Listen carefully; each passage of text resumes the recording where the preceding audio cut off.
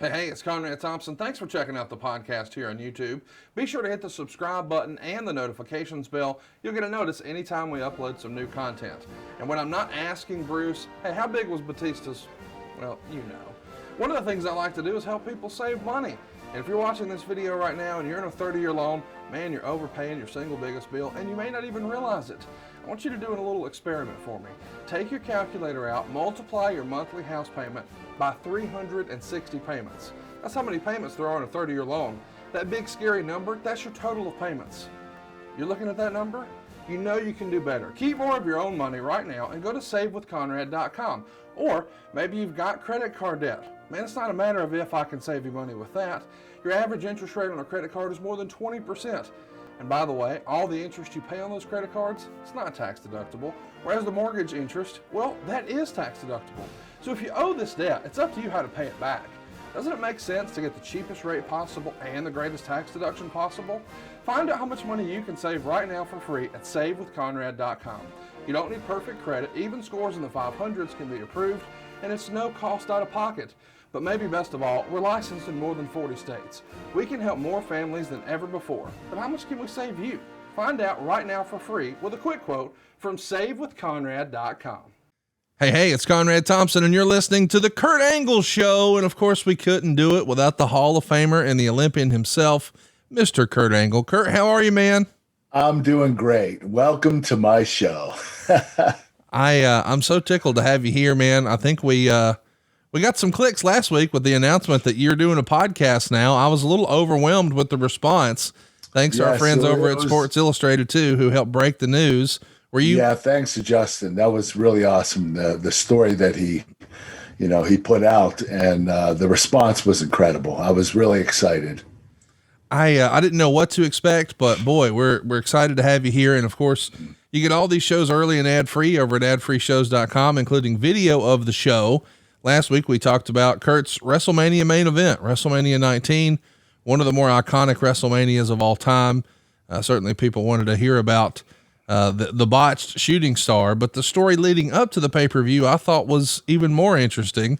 So we're going to double down on that talk today. And our topic will be from the Olympics to the WWF. What a journey that was. I'm sure another time we'll tell the whole story of getting to the Olympics and winning the gold in 96. But when you look back, it doesn't exactly feel like this was the original plan. You win that championship or that gold medal in 1996, but you don't debut in the WWE until 1999. So we're going to try to fill the gaps here.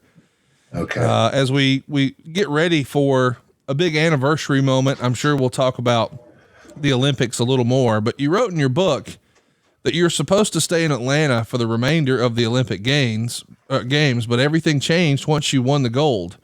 The Rooney family, who owned the Pittsburgh Steelers, flew you back to Pittsburgh because they wanted to honor you at halftime of a preseason game at Three River Stadium. But before you get to the game, you go play music with Jimmy Buffett's band. My goodness, you become a rock star overnight when you win the gold, huh? I became a celebrity. I was overwhelmed. Everybody wanted a piece of Kurt Angle. It was very exciting. Being in Atlanta and representing my country in Olympic Games was one of the greatest things I ever did. And having my NFL team fly me back to Pittsburgh to introduce me at one of the preseason games and celebrate my Olympic victory was unforgettable. 60,000 fans in the arena, in the stadium. It was so cool. And, while I was there, Jimmy Buffett, somehow his management team contacted my manager and said, we heard he played the drums, and we'd like him to come out and play a few songs with us at the amphitheater in Pittsburgh. So I went out there after the game, but the highlight was being at the, I guess it was Three Rivers Stadium back then. It wasn't Heinz Field yet, but being at the NFL football game, the preseason game against the Rams, that was very memorable. It's pretty unbelievable, that you win the gold medal and Jimmy Buffett's band wants to know if you'll come play the drums. And, oh, by the way, we want to honor you at an NFL, not just any NFL stadium, your NFL stadium. And we found in our research, and I can't believe I hadn't heard this before. Back in '93, you even tried out for the Steelers as a fullback before you pursued the Olympics. Is that right? Yes, I tried out. What happened was it was 1994, and I wasn't having really good luck making the Olympic team and the world team. You know, the Olympics and the worlds is every year. You have Olympics every 4 years, and the worlds is every year. So they have Olympic teams and world team tryouts. And the first 2 years in 1993, 94, I didn't make the team. I was either second or third, and I didn't think I wasn't confident enough to beat the guy that was in front of me. And I decided that I was going to quit wrestling and try out for pro football. And I had someone contact the Steelers, and they were open to have a tryout with me. And I went down there to the Three River Stadium and did the whole the display, what they do, put me through the ringer is basically what they did. And, the 40-yard dash, the shuttle run, doing pass routes, catching with one hand, catching with the other, a lot of different, I guess the word is almost like a combine. Yeah. It's pretty much a combine. So I did that, and they weren't interested. The thing is, I tried out at a skilled position. A skilled position is either backfield, quarterback, running back, wide receiver, defensive back. It's a position with more skill than the line. And, the not many athletes have ever made a pro team not playing college football. I didn't play college football. So I knew the odds were stacked against me. And when I tried it out, I did pretty well. I didn't run a very fast 40. It was a 4.7. And I think that's what really hurt me. But they decided not to, go forward. So I didn't have a choice. I decided I was going to go back to wrestling, and I did. And I made myself a promise that I would do everything I could possible to make my dream come true. And I wasn't going to lack the confidence. That was my problem back then, is I was, my confidence was really hurting at the time, and I needed to build it up.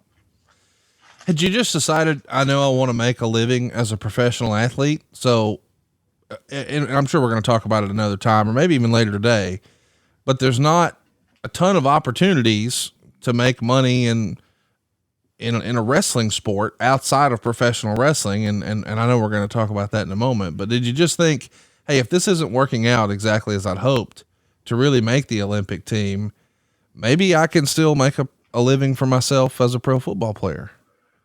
Yeah. That was my mindset. I figured that I would do something, I would, I guess be more successful in athletics if I continued on. So I was a great football player in high school, and I, deciding to wrestle in college was the move I made. And I, thank God I did. It was the right move. But, it was a really, difficult time for me in 93, 94. And I had to get myself straight, and I did. What position did you play in high school in football? I was fullback and linebacker, inside linebacker, and I was all state. So I did pretty well. I got recruited. A lot of colleges recruited me, but I passed on them and went with the wrestling. Well, as we said earlier, Kurt didn't always want to become a professional wrestler. In your book, you even said your first reaction to being presented that opportunity was, all my life I'd been told never to watch pro wrestling. It was garbage. Everyone told me that was the unanimous feeling of anyone involved in amateur wrestling. So deep down, I knew I'd never accept their offer, but I have to admit the money got my attention. I hated to waste their time, but I was curious, so I accepted their invitation to a tour of their facilities in Stamford, Connecticut. So you didn't watch wrestling as a kid. What was your exposure to it as a kid?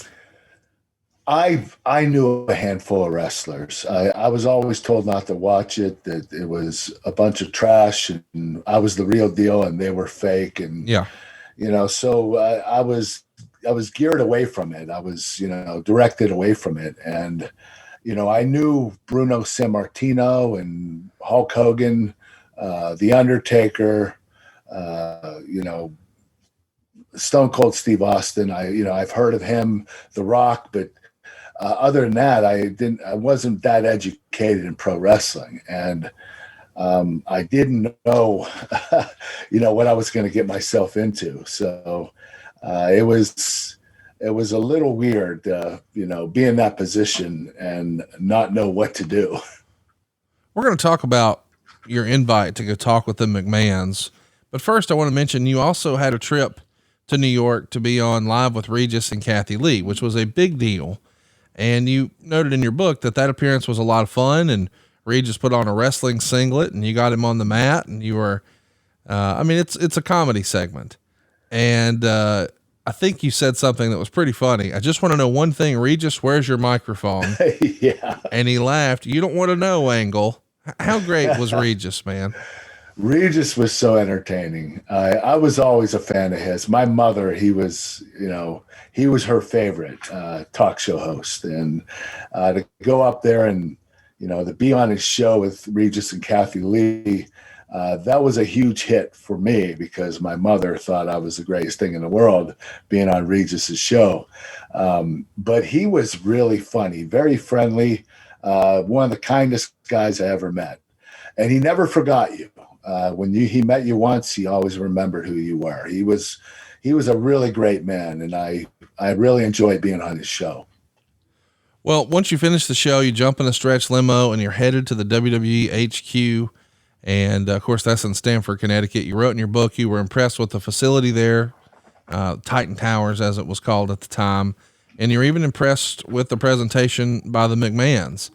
And I want to mention, Bruce and I have covered your career over on the Something to Wrestle podcast. And I think that you had those Olympic games, those Olympic matches on like July 30th and 31st.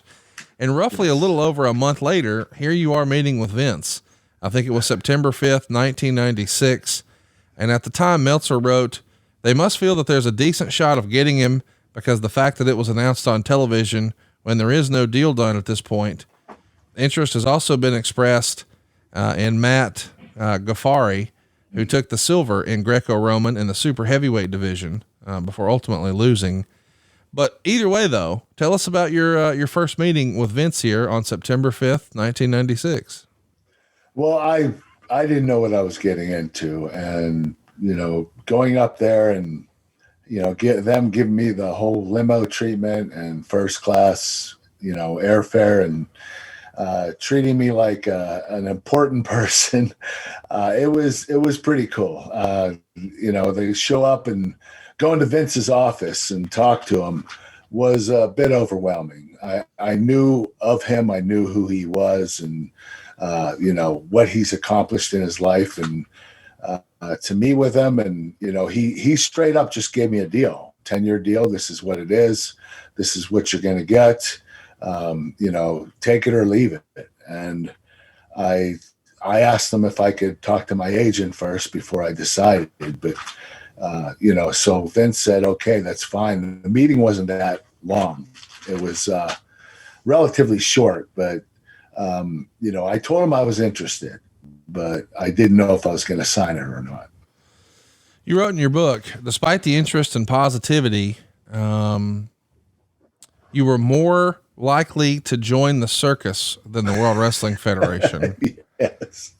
So you still had this disdain for pro wrestling. Is it just because you thought they were making a mockery of amateur wrestling, or you just viewed it as silly, or were you still sort of subscribing to what you had been raised with? It's just trash entertainment. I was brainwashed. I was, told that it's not something you'd be interested in. They didn't even, the people that were telling me not to do it didn't even understand it. They didn't understand that it was sports entertainment. They thought it was a bunch of stunts these guys were doing and, fake fighting. And they didn't realize there's psychology involved and there's charisma and athleticism. And, they just kind of felt like they were taking the back seat to pro wrestling. Amateur wrestling was the small league and the pro wrestling was the big league.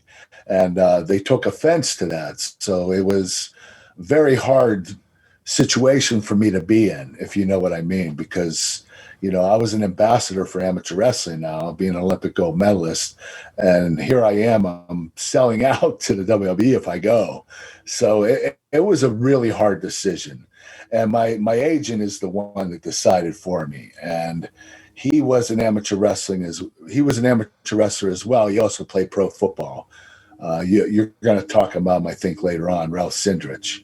And he decided that you're not going to do this garbage. You're the real deal. I'm going to get you something else.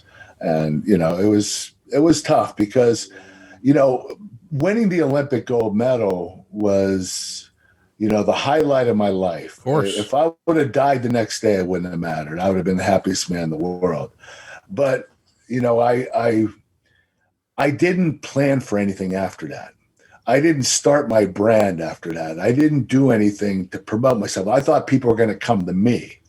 And, after a year after the Olympics, people stop coming. They don't ask for you anymore. It's your celebrity status wears out. And, having the only, I had a few endorsements and stuff, but I wasn't going out seeking. I was waiting. And WWE is the one that knocked on my door and I turned them down. So, was it a mistake? Yes, because I ended up signing with them anyway, but it was a paused mistake. I still eventually signed with them. Yeah, let's talk about that in between though, because after you have this first meeting with Vince, and I think maybe other people were involved in the meeting, who all was there in the first meeting? I assume it happened in Vince's office. Was Vince, JR, Bruce, that usual cast and crew there? Yes, it was Vince, JR, and Bruce.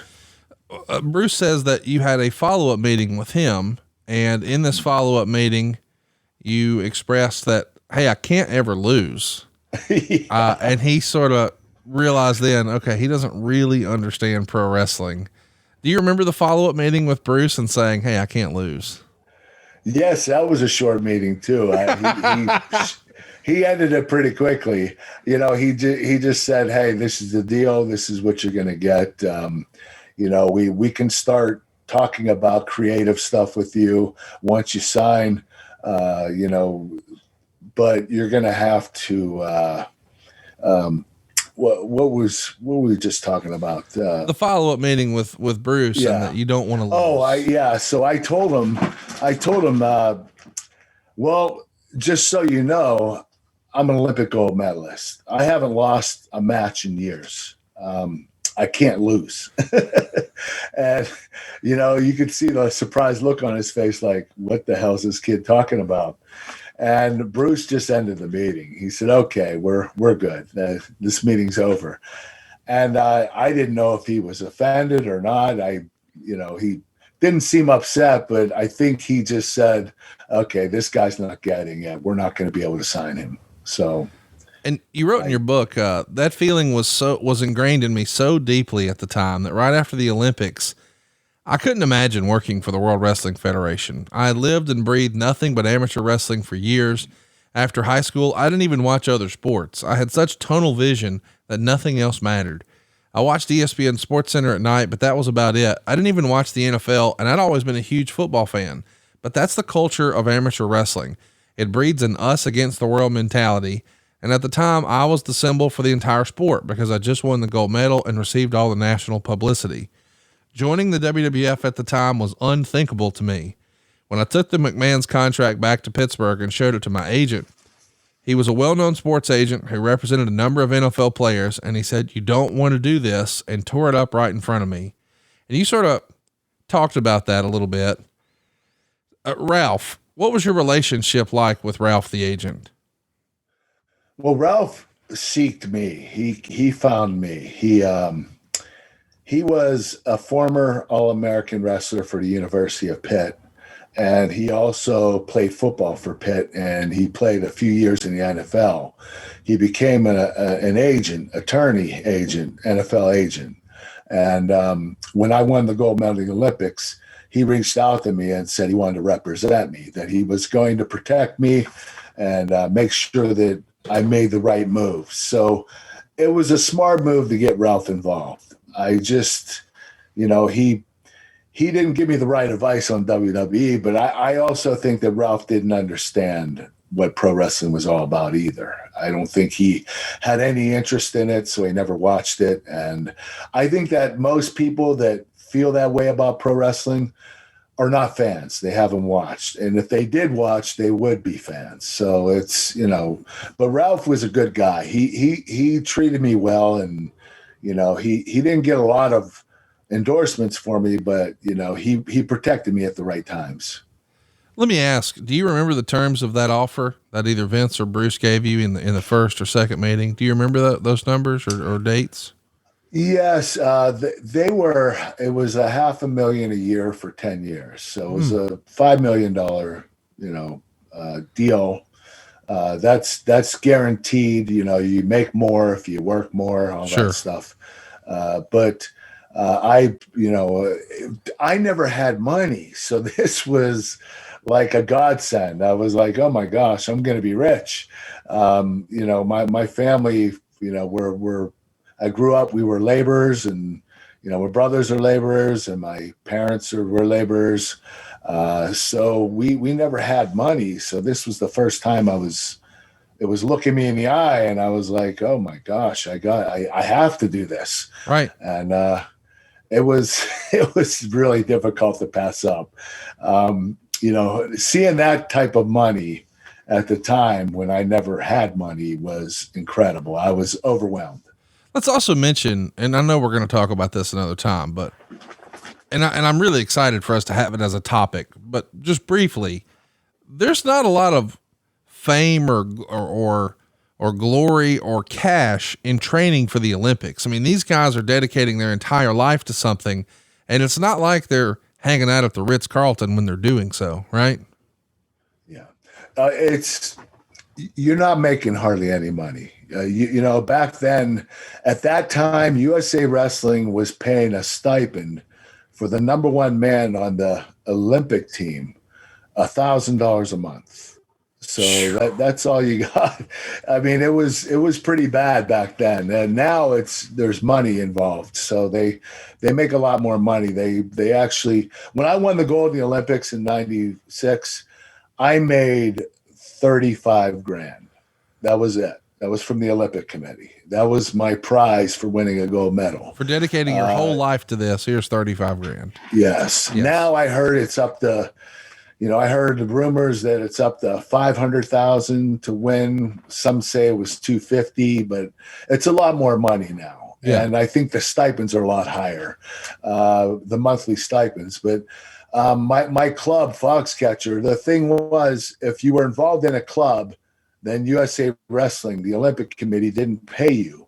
The club paid you. Right. So I couldn't get from both. So I went with my club, Foxcatcher, and they would pay me the $1,000 a month.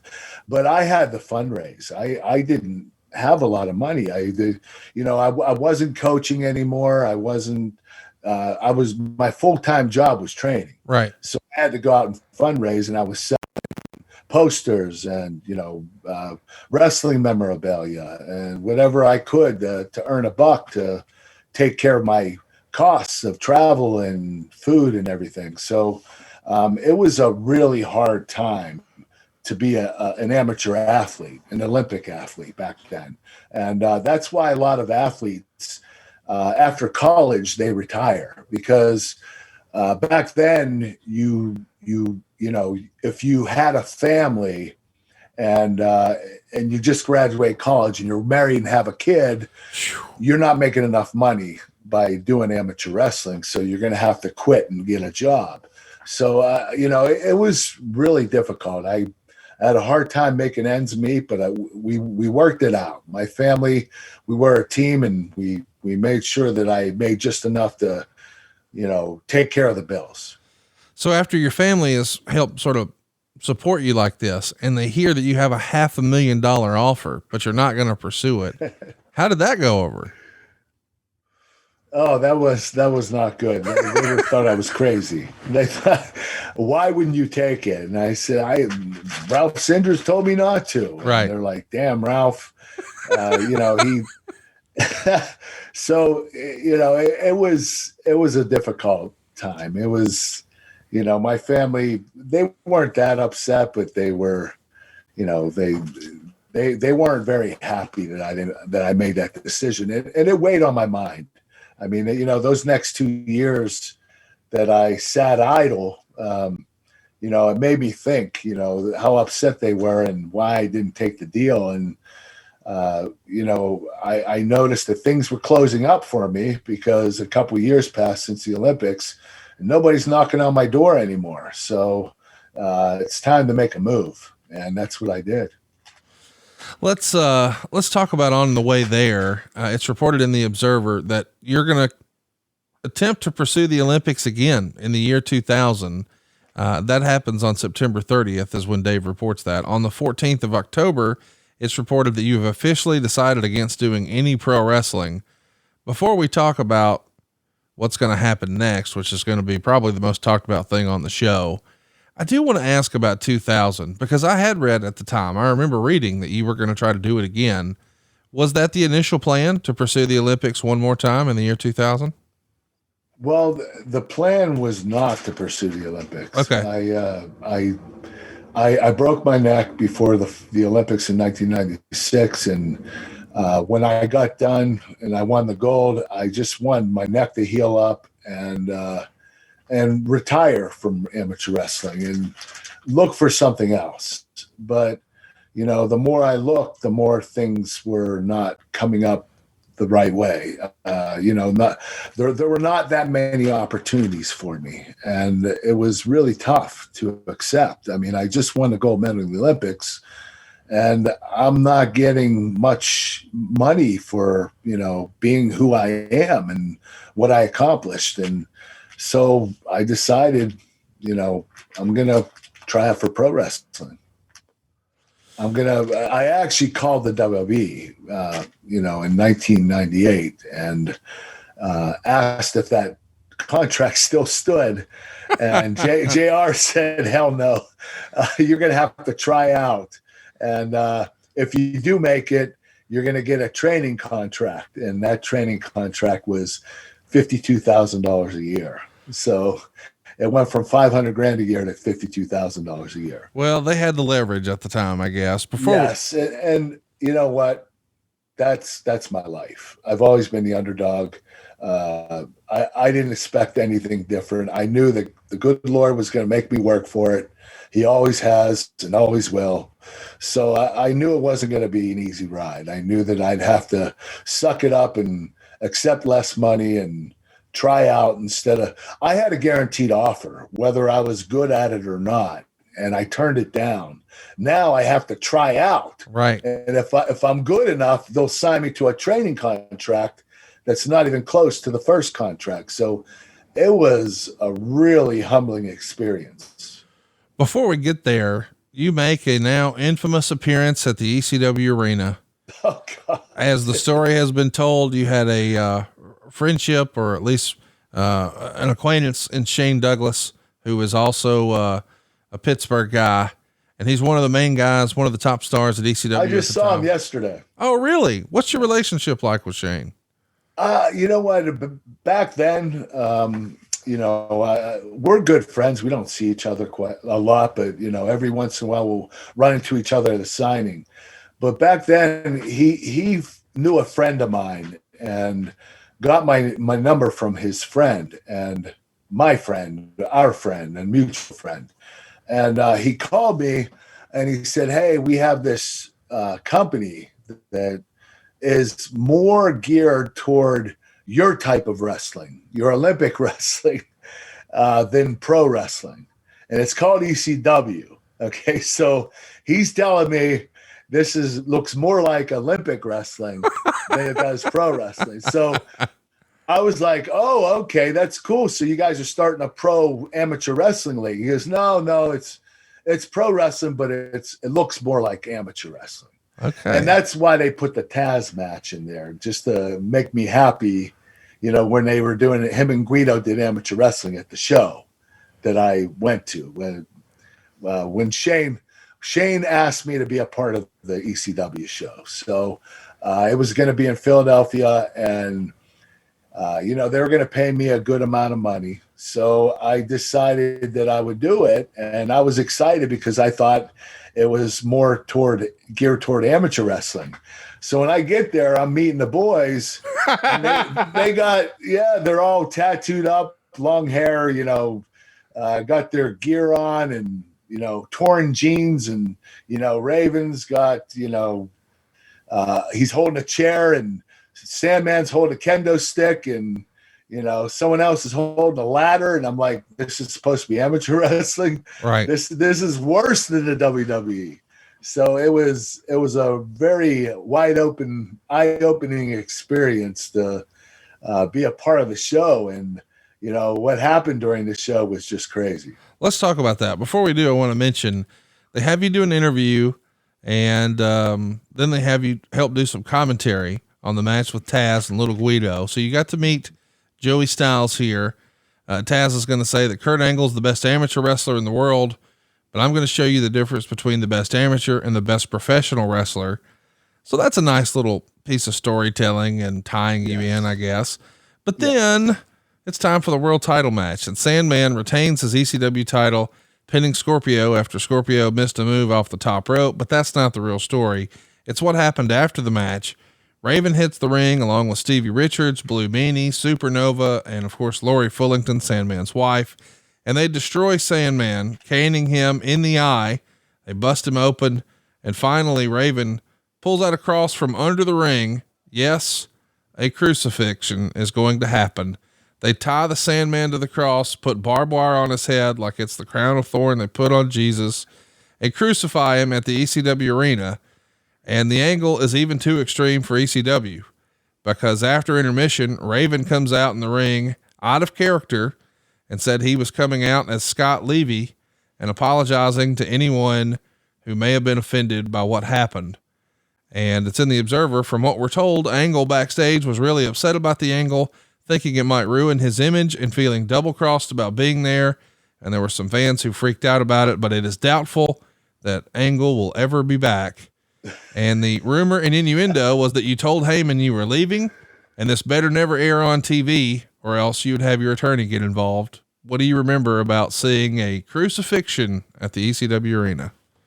Well, you have to understand, I'm a Christian kid from Pittsburgh, a Catholic Christian, and the crucifixion was really offensive. But back then, I do want to say this because I need to get this off my chest. I didn't understand the storytelling of pro wrestling and how you want to get the wow factor and, surprise people and get them excited or get them pissed off. There's a lot of emotion is involved in pro wrestling. Right. On the story. So back then I didn't get all that. I didn't understand it. When I saw it, I was like, oh my God, this is a crucifixion. Like, this is someone portraying Jesus on a cross, and I can't believe I'm here. Right. So, I was really upset, and I went to Paul Heyman. I said, hey, I can't be on the same show as this. Right. You can't air this show with me on it. If you do, you're going to hear from my attorney. And Paul said, well, I didn't even know it was going to happen. And I was like, okay, he's the promoter. It's the main event, and he doesn't know this is going to happen.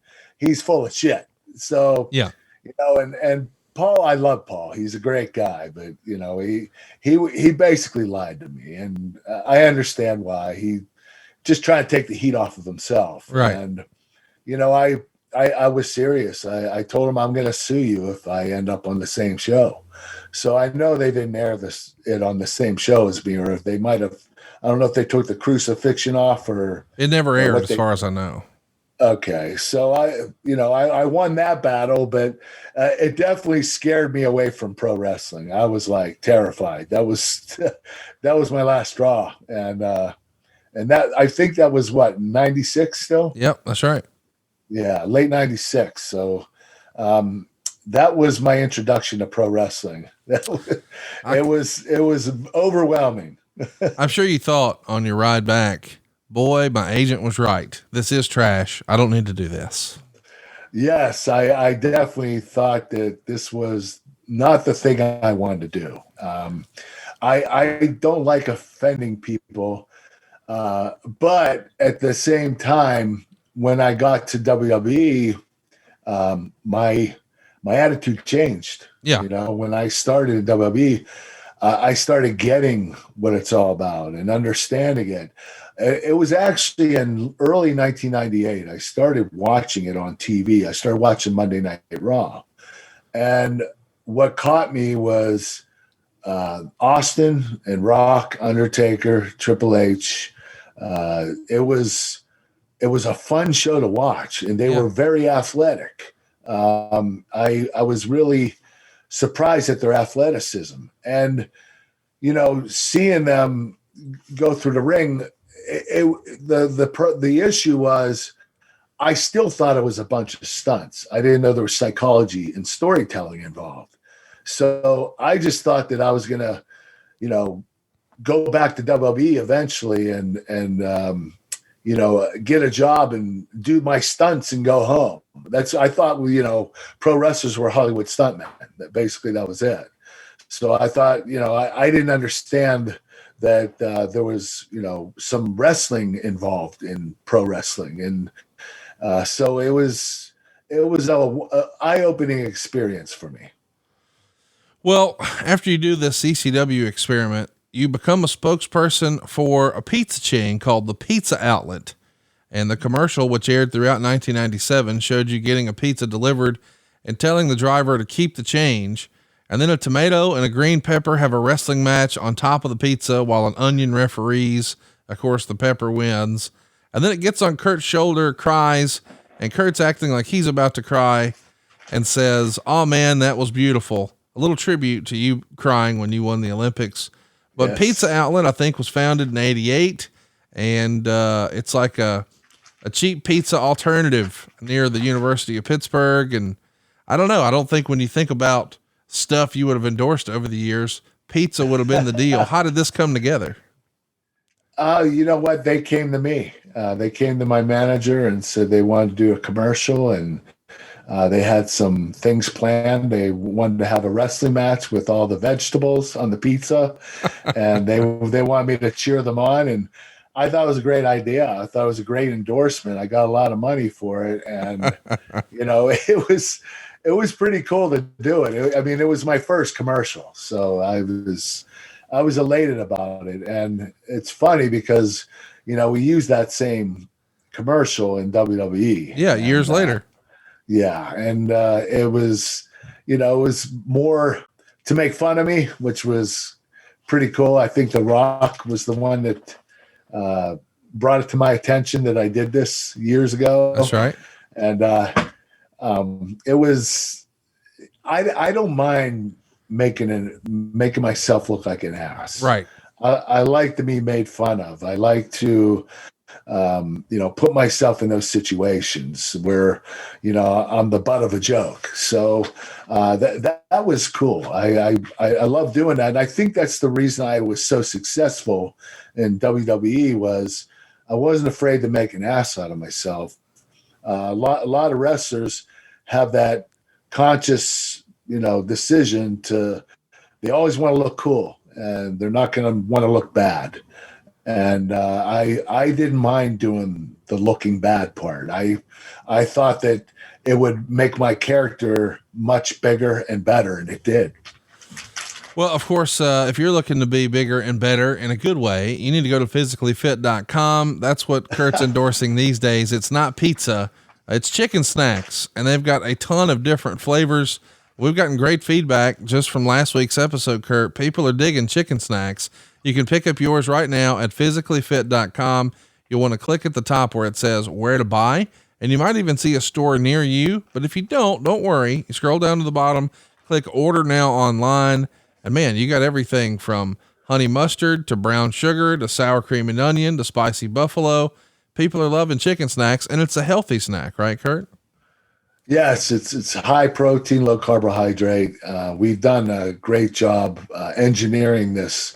It's made from real meat, white meat chicken, and we flavored we made them into a Chex Mix type of texture, and we flavored them different flavors: honey barbecue and sriracha, kung po, cinnamon swirl, and then we have the plant protein, which is the smart snacks for people that like plant protein. And you can get those at physicallyfit.com. So check them out if you haven't already. Let's talk about another unfortunate incident that maybe in hindsight's kind of fun. It involved the Boy Scouts. You were supposed to do an appearance in Pittsburgh and you couldn't make it. So you recorded a message and sent a bunch of autographs. But the trouble is you just recorded over an old tape in one of your friend's cameras, not thinking twice about it. And maybe you should have used another tape. You want to tell that story? Yes, this was the most embarrassing thing I've ever done. I was told by the Boy Scouts of America to send them a videotape to motivate the kids. Yeah. And I ended up getting a VHS tape from my friend, and we recorded the speech. And the thing was, the tape was halfway through. It was, it wasn't rewound to the beginning. So it was halfway through when we started it. So we recorded it starting halfway through the tape. And I did the speech. It was about 5 minutes long. And we sent it to the Boy Scouts, and they got it. And the Boy Scout director put it in the VHS and turned it on and rewound it all the way to the beginning. So when he went past where my speech was, he went all the way to the beginning of the tape. And when he turned it on, it was a parade down in downtown Pittsburgh, and there was graffiti on the wall. There's a picture of a penis. There's a picture of a middle finger, the F word, shit, just all kind of stuff. And these poor kids, 8, 9, 10 years old, were like, what the hell is this? And the director turned it off real quick. He calls me and says, "What the hell did you give me?" And I said, "I don't know. I recorded it on the tape." They said, "Well, we rewound it to the beginning, and it was graffiti.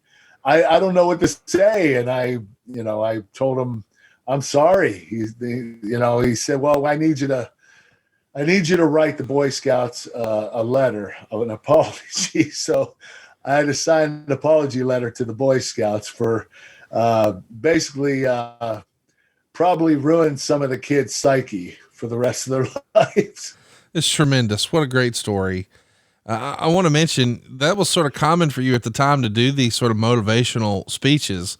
In my research, I saw in just 8 months, you spoke at 260 schools. That might be some kind of record.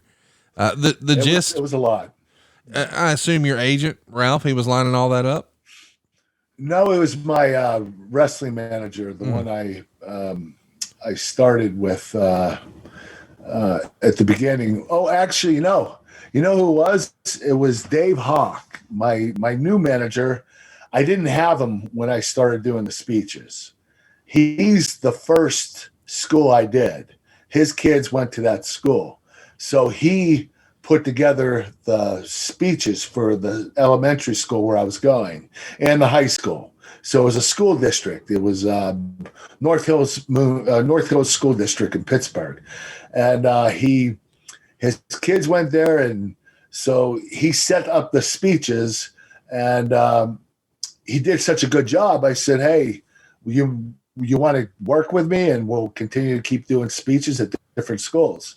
So he started doing that for me, and things worked out really well. So I made him my manager. He didn't have any experience in the managed department, but he worked hard, and he was learning quickly. So I decided to use him as my manager. Well, right off of the Olympics, man, you're an industry in and of yourself. You've got paid engagements, sponsors, commercial deals, these motivational speaking appearances. And sometimes you're so busy that you start making appearances at 7 a.m. and it goes until 10 p.m. So just being Kurt Angle is a full-time job here, is it not?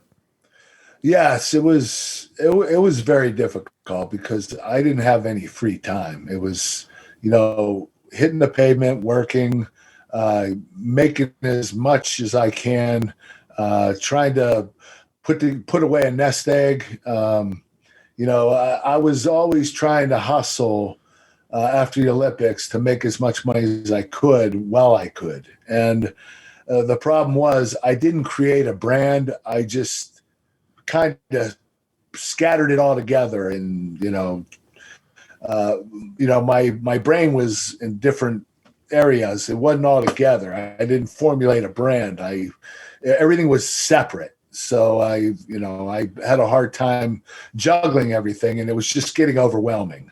So I wanted to focus on one thing, and that's where I decided to go into the pro wrestling department and stop doing the speeches. Somewhere in here, you even started to make trips out to LA though. I think you started taking some acting classes. You hosted Yes, I did. MTV's Beach House with Jenny McCarthy. You did an appearance at Nike Town with Gabrielle Reese and Shaq. And you even played basketball at Gary Shandling's house with Ben Stiller. So you had some cool Hollywood moments. I think you even appeared on Conan O'Brien and Jay Leno. So you had, it feels like, some momentum to do some stuff in LA. Did you ever consider moving out there and pursuing that full time?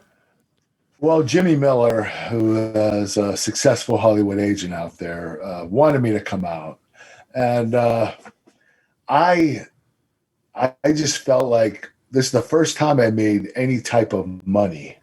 If I go out there, I might just spend it all. And the thing is, I wasn't confident enough to be an actor back then because I didn't believe in myself, and I wasn't willing to take the chance. All my life, I always took chances. And here I had my first set of money that I had a good bit of money, and I didn't want to let go of it because Right. I didn't want to take a chance of spending it. So I passed on going out to LA, and I took a sportscasting job in Pittsburgh for Fox News. And, that was a very humbling experience as well. It was a startup station, and I didn't know anything about sportcasting. So this was going to be a learning experience for me. Yeah, I think it was Fox 53 in Pittsburgh. And as a sportscaster, I think your tagline is going to be, and that's the angle on sports, which is kind of a fun little play on word. And the story I read was you're walking to the producer and the printed copies of your script goes flying all over the news set. And they tell you, don't worry about that. Just read the teleprompter, but then it goes black. So you're about to pitch to football and the director cuts to golf.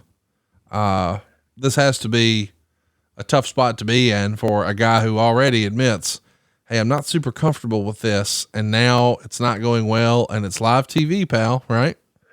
Yes, this is my first night on the air. And, Oh, I did very little,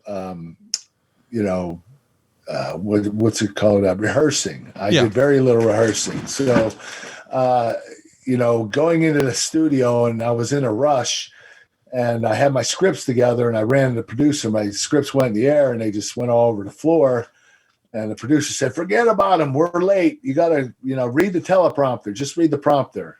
And I went to, it said time for the angle on sports. And, the guy said my name, and I pop up, and the teleprompter is completely pitch black. I was like, oh my gosh, what am I going to do?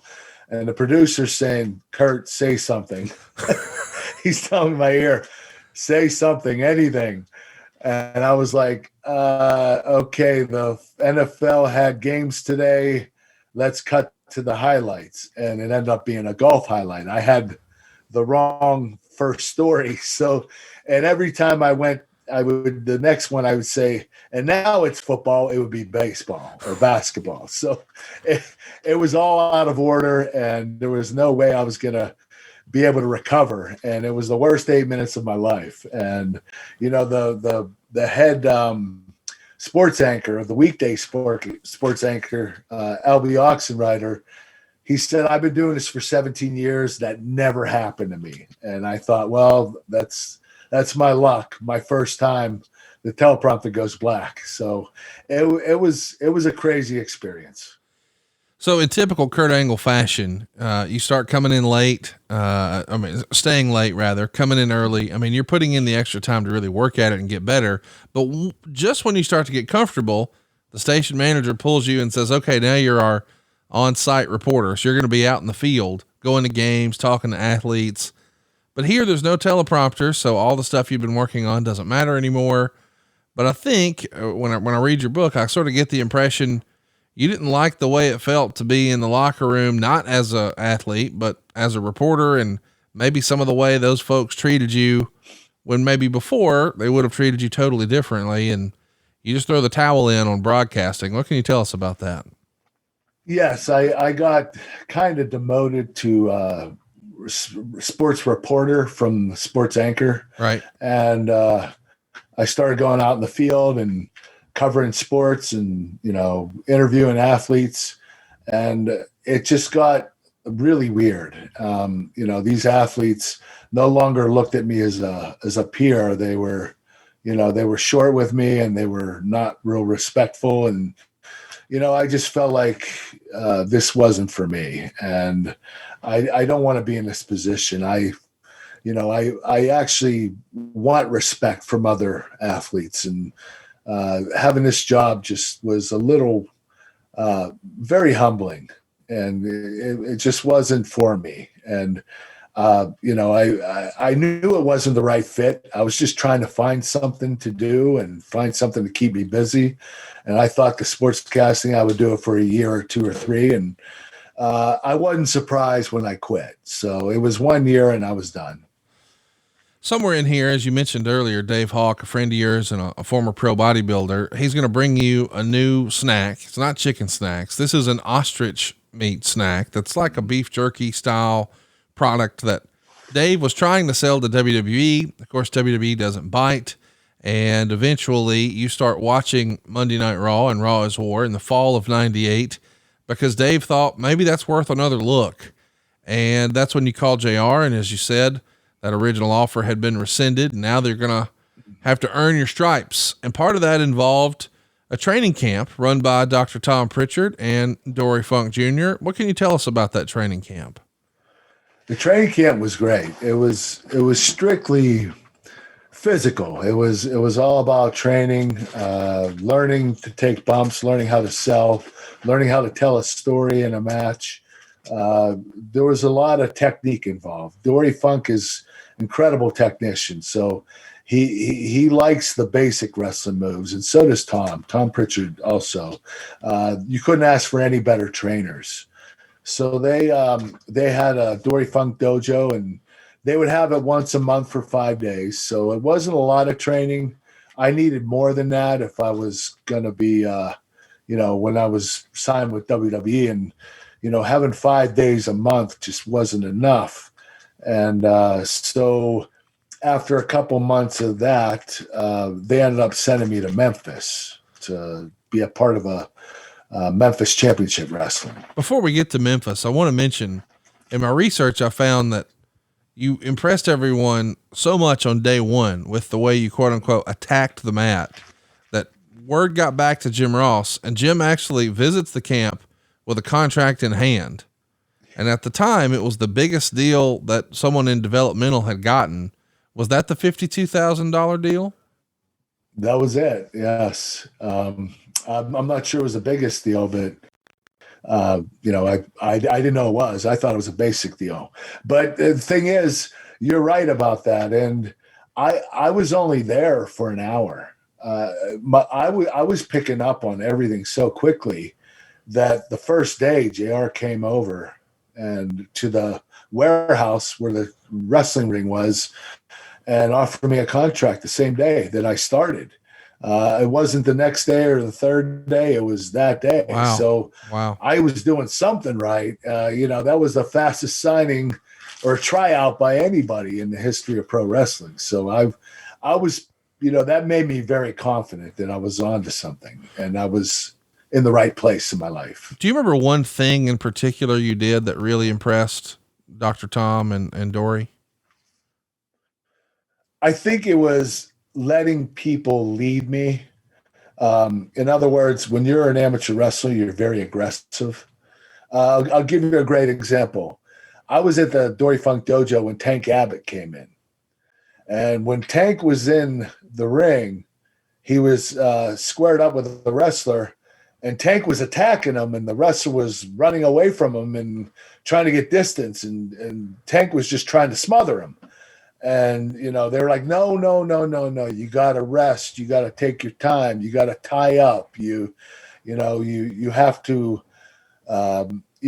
show your technique. And it's not a fight. It's not trying to knock him out as fast as possible. That's what Tank was trying to do. Right. I took the approach, I'm going to learn this, so I'm going to take a defensive approach. I'm not going to be aggressive, and I'm going to slow down and let them do what they want to do to me. I'm going to bump and I'm going to sell. I'm not going to do anything offensive. Nothing on offense, everything defense. And I think they noticed that I turned that switch off in my head, and I was able to pick up the technique involved that you needed to sell and take bumps. And it was, I just decided I was learning something new, and I had to forget everything I ever did in amateur wrestling, because all the rules of amateur wrestling are the complete opposite of pro wrestling.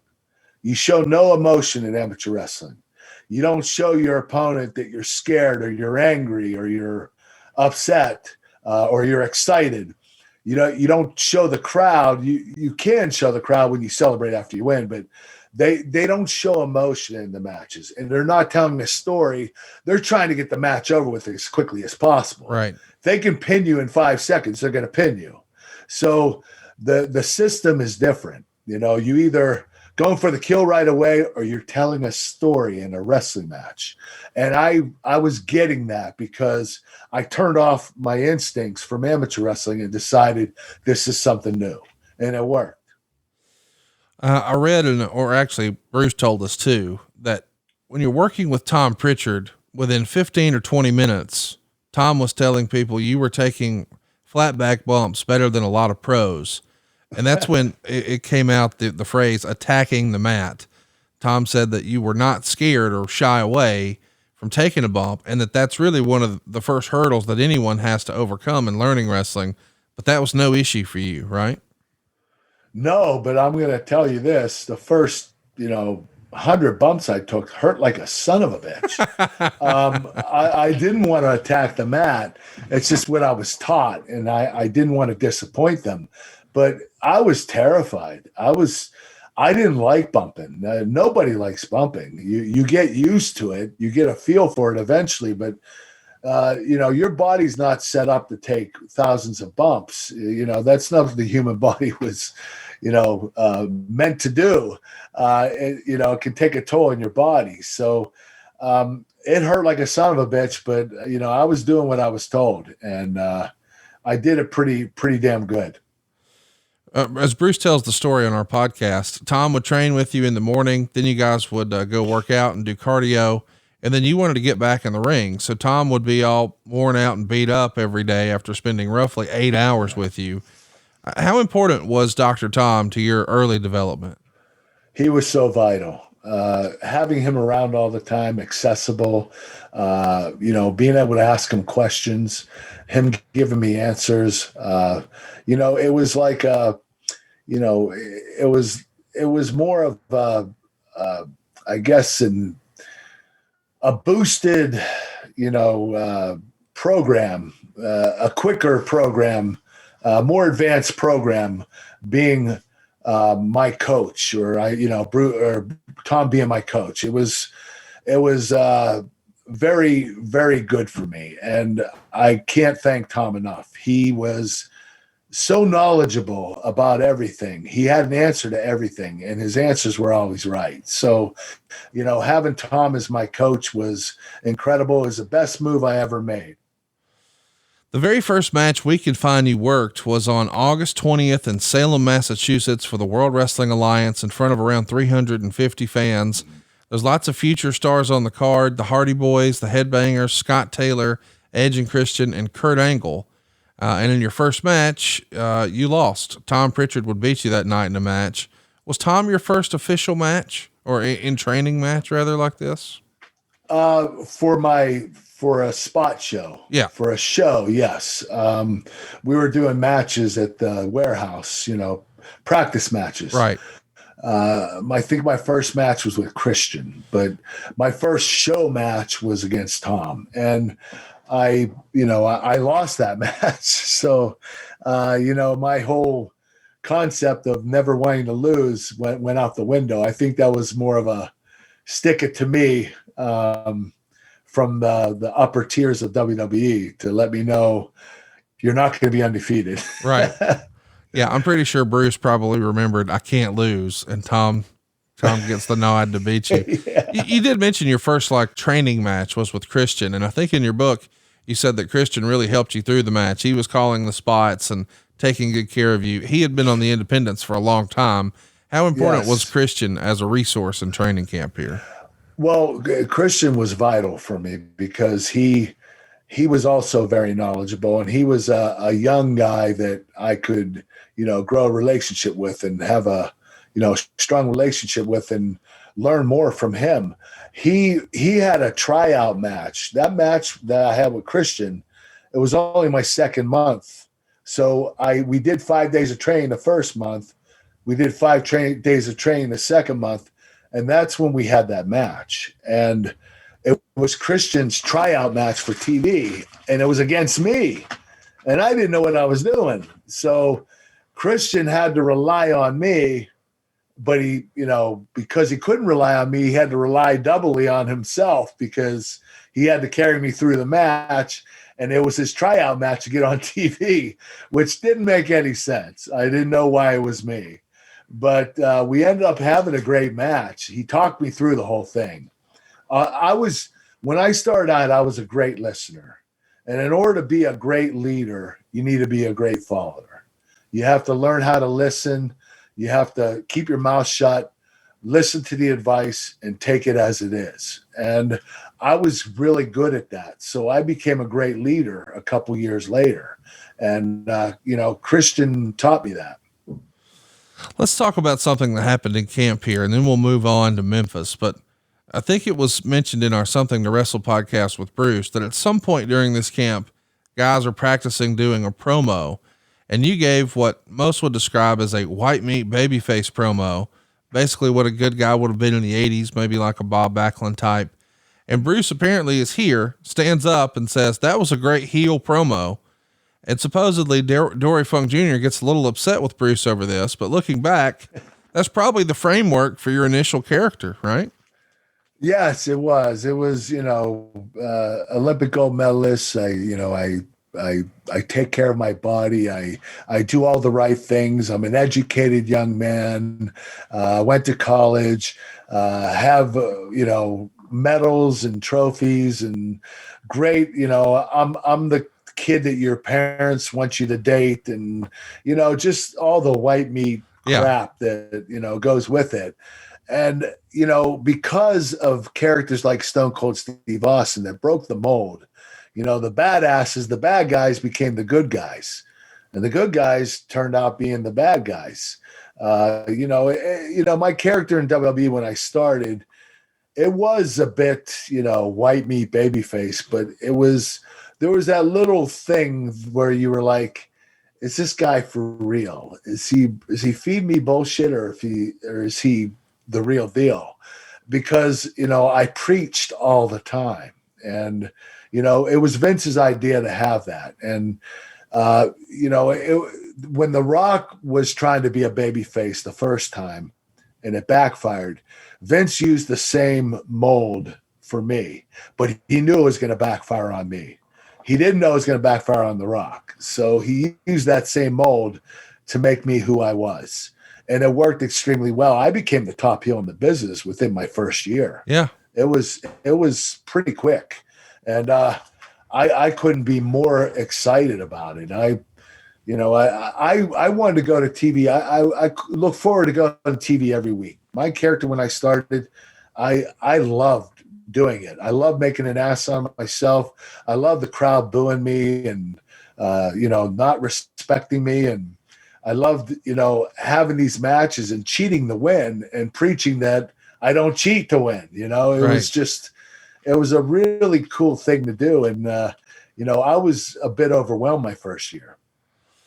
Let's talk about independence. Before you get down to Memphis, the WWE gets you booked on some random independent shows in the Northeast. Any fun or interesting stories from working those shows with like East Coast Wrestling Association or Pennsylvania Championship Wrestling? I don't remember much about it. I didn't even know the names of their, right. They kept us so busy that we would be at the Funkin' Dojo for, 3 or 4 days. And then we go up to Boston or up in the Northeast and do a couple shows and come home real quick. So, we were only there for a couple hours, and I didn't really pay attention to what I was, where I was and Sure. what I was doing. So, but the shows were very instrumental in getting me better. Those shows were some of the best shows that I could have been part of, because my I guess, my progress was, getting a lot better, quicker with these matches. Working in front of a crowd. These spot matches were great. Yeah, working the crowd and telling the story in the match.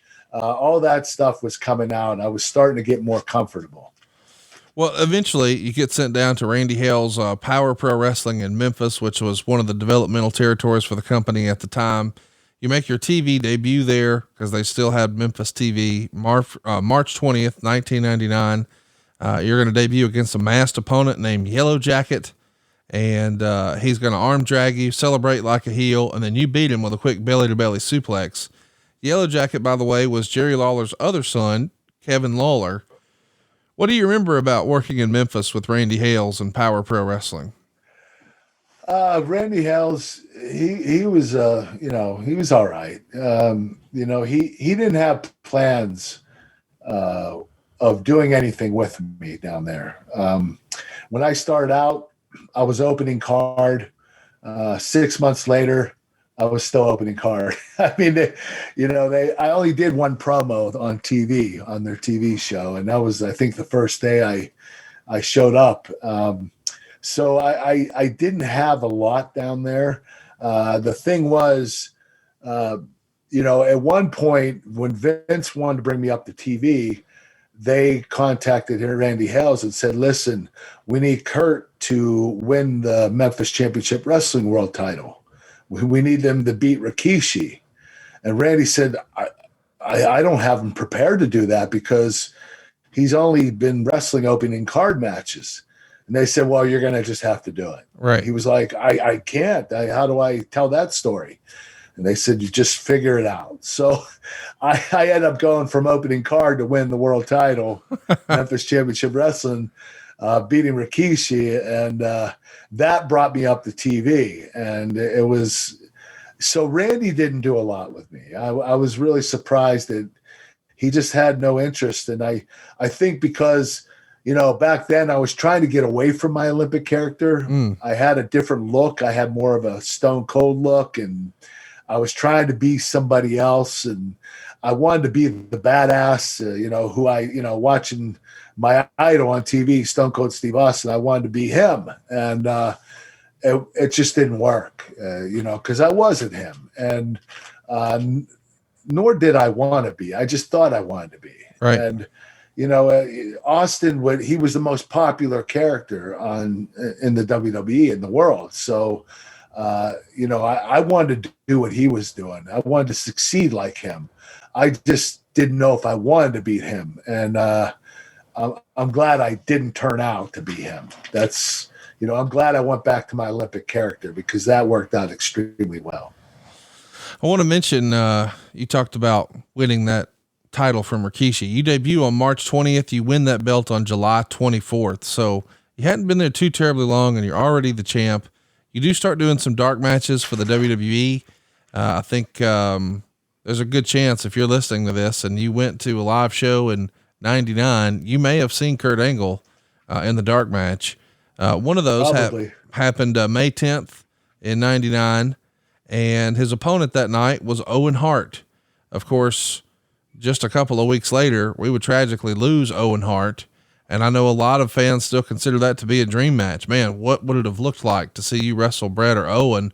But you actually did have a chance to wrestle Owen. What do you remember about that match? The match was incredible. Owen carried me through the whole thing.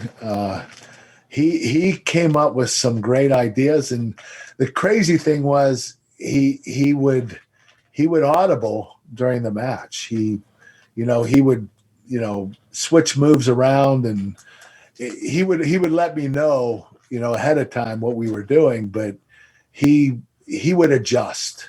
And he's the first person that I ever went in the ring with that would change the match and adjust just because of a fan reaction. Right. The other person was Stone Cold Steve Austin. He could adjust to anything. That guy was the best in-ring worker I ever worked with. He's very underrated in the ring. But Owen was one of the best too. He was a great in-ring worker, and he could call the matches in the ring. He could plan them beforehand. He was so versatile, and he could wrestle any style. That's what made him so valuable. On July 25th at Fully Loaded 99, Kurt Angle made his pay-per-view debut, sort of. He's a spectator for the Shamrock Steve Blackman match. They're doing an Iron Circle match. I guess it's kind of funny in hindsight because we're all watching two of the toughest guys in the history of the company, not realizing maybe the most legit tough guy is an onlooker here. Sort of a fun little Easter egg. By 99 Survivor Series, it's time for your in-ring debut, and your match is against Shawn Stasiak, who I believe was also in your first training camp and one of your first opponents as well, right? Yes, I trained with Shawn. I think that's the reason they had me debut with him, so I'd be comfortable for my debut. And so Shawn had a great night. We had a great match, and it wasn't very long. I do remember during the match when Vince McMahon told me to, go out and grab the microphone and tell the fans you do not boo an Olympic gold medalist. And it was like, holy shit, he's telling me to get up, go out to the ring. I was like, I asked the ref told me to do this. And I said, ref, how do I knock Shawn down so I can go outside? He said, just get up, work out of your hold and clothesline him and go outside, grab the microphone. I was like, oh, okay. And I went out, and the fans were booing me. And I said, you do not boo an Olympic gold medalist. I'm the best in the world. You do not boo me. And they booed me even worse. And then that's where I got the reaction. That's where I got the heel rub, was from that first match at Survivor Series against Shawn Stasiak. And because there was no excitement for the match, nobody was interested in that match. Right. Probably because Shawn just started. I just started. Nobody knew who we were. Right. So there was no way that the match would mean anything. So Vince came up with the idea of, pulling myself away from Shawn and cutting a promo on the crowd to get him roused up. And it did. It worked. Talk to me a little bit about your look and your character. I mean, you're obviously doing everything they're asking of you down in Memphis. You're getting good reactions. They've got you coming working some dark matches. Is it Jim Ross or someone else who calls and says, hey, we're ready to put you on TV? What does that process look like? And did they have, like we've seen, as we've just celebrated 30 years of The Undertaker, there were sketches of what they wanted this Undertaker character to look like. Did they have a certain look or presentation in mind for you as far as your gear and all that goes? No, they wanted me to just be me, but Vince was going to ramp me up a bit. He wanted the same singlet look from the Olympics, and bright red shoes, and just look sharp and look like a champion is what he said. And the things I did and said, that was all written by either Vince or Brian Gewirtz. And Brian was a great writer. He wrote a lot of stuff for me, and he did an excellent job of it. And he could relate to my character because he's kind of Brian is a cool kid, but he's a dork. And, he gets the whole character, the Olympic character, and what Vince was trying to bring out, the milk drinking dork. And so Brian could relate to that. He was really good at writing my stuff for me. Well, that's going to be a story for another day. I don't know what I expected with today's episode, but this exceeded expectations again. You're 2 for 2, Mr. Angle. How does it feel to be a podcaster? Oh, it feels great. I'm still trying to get the rust and the kinks out, but I enjoy it. This is a lot of fun telling stories. It's really cool. Well, if you haven't already, follow us on Twitter. It's at the Angle Pod. You can also find our Instagram and our Facebook there.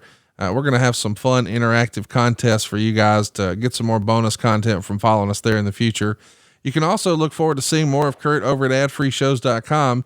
You get these shows early and ad-free, as well as the video. And we're going to have some fun interactive stuff coming up with Kurt in the near future. But next week, we're going to be back with yet another Kurt Angle show. Tell your friends to hit the subscribe button if you haven't already. Leave us a 5-star review if you think we've earned it. And don't forget to tag us in your social media posts. We're trying to get the word out about your favorite new wrestling podcast that drops on Sundays at 6 a.m. Thanks to Westwood One. Until next time, he is Kurt Angle, your Olympic gold medalist. I am Conrad Thompson, and we'll see you next week right here on the Kurt Angle Show from Westwood One. See you guys. Hey, it's Conrad Thompson. Thanks for checking out the podcast here on YouTube. Be sure to hit the subscribe button and the notifications bell so you get a notice anytime we upload some new content. And go save yourself some money right now. If you're in a 30-year loan or you have credit card debt, it's not a matter of if I can save you money. It's a matter of how much. Find out right now for free at SaveWithConrad.com.